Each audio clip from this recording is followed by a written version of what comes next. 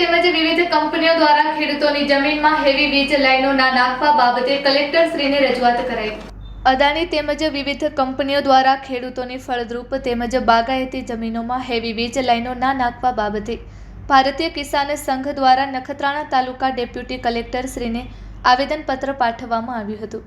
તેમાં જણાવવામાં આવ્યું છે કે નખત્રાણા તાલુકાના દરેક ખેડૂતો દ્વારા ભારતીય કિસાન સંઘની માનસર અરજ છે કે અદાણી તેમજ વિવિધ કંપનીઓ દ્વારા સોલાર તેમજ વિન્ડ ફાર્મ દ્વારા વીજ ઉત્પાદન કરી કચ્છ બહાર વીજ સપ્લાય કરે છે। તેના માટે હેવી વીજ લાઈનો ખેડૂતોના બાગાયત તેમજ ફળદ્રુપ જમીનોમાંથી પસાર કરવામાં ન આવે તેવી નખત્રાણા તાલુકાના દરેક ખેડૂતોની માંગ છે। જેથી વિનંતી કરવામાં આવે છે કે ટાવર લાઈનો રણ તેમજ પડતર જમીનમાંથી પસાર કરવામાં આવે। જો ખેડૂતોની ફળદ્રુપ જમીનો વીજ ટાવર લાઈનો માટે ઉપયોગ કરવામાં આવશે તો ખેડૂતોમાં ખૂબ નારાજગી થશે અને ના છૂટકે ખેડૂતો આંદોલનના માર્ગે જશે। જેથી આ બાબતને ધ્યાને લઈ યોગ્ય કાર્યવાહી કરવા વિનંતી કરવામાં આવી છે। વાહ જગ તાત વાહ, ખેડૂત એટલે જગતનો તાત।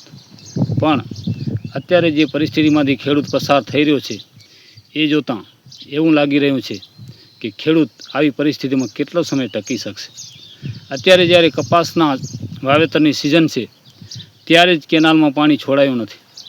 જે તે વખતે પાણીની જરૂર ન હતી ત્યારે પાણી ચાલુ રહ્યું અને જ્યારે કપાસના વાવેતરની સિઝન આવી ત્યારે આજે પાણી વગર ખેડૂત વલખા મારી રહ્યો છે। તો આ પરિસ્થિતિમાં ખેડૂત પોતાનું ગુજરાન કઈ રીતે ચલાવશે?